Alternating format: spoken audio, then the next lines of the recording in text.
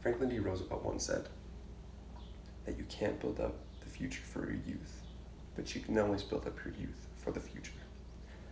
Now, what does that mean? It technically means that the times are always changing. The world is completely backward than what it was back in the 1800s. So what he's saying is that times change, so that means you have to change your people as well.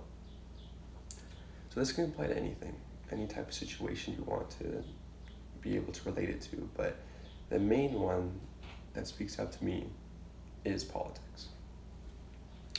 That's the thing, youth involvement in politics is very, very small.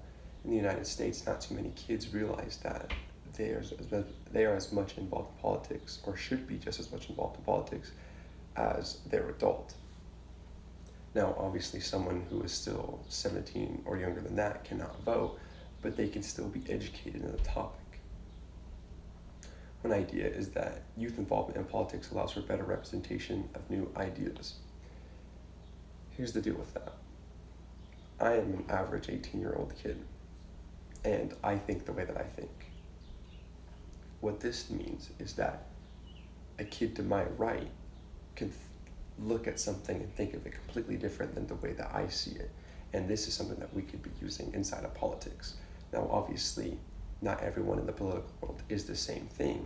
They're all the same person. I mean, as in, kids these days have grown up in these certain times. So that means that they are going to know the most about these times and this type of situation than the adult. Another idea is, despite having one of the larger demographics, younger voters still have one of the lowest turnouts amongst any age group.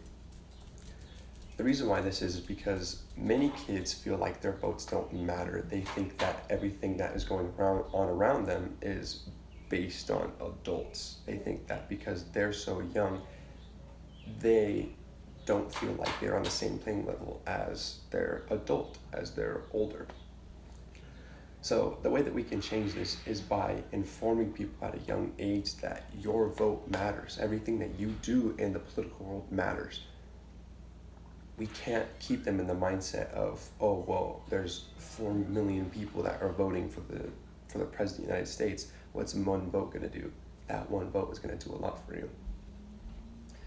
Now, the biggest thing is the actions. What can we do to show kids that their vote matters, or that they need to get involved in the political system? The easiest way to do it is to start them young, is to tell them with their families, because that's their biggest thing, is that kids learn the most from their families, from their parents. So the easiest way would to have your parents tell their kids the political system is a very, very big thing that you need to learn about, and that you matter. And at a young age, just nonstop tell them and tell them and tell them that they're going to matter.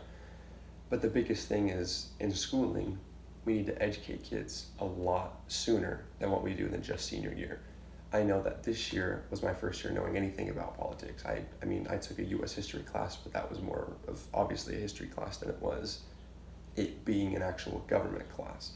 I feel like at a younger age, we need to start filling in kids more and more about certain types of government, different branches and things like that, and what they can do to get more involved. Because I know that it wasn't until this year was when I started getting involved in politics, and it really made me want to get more and more involved.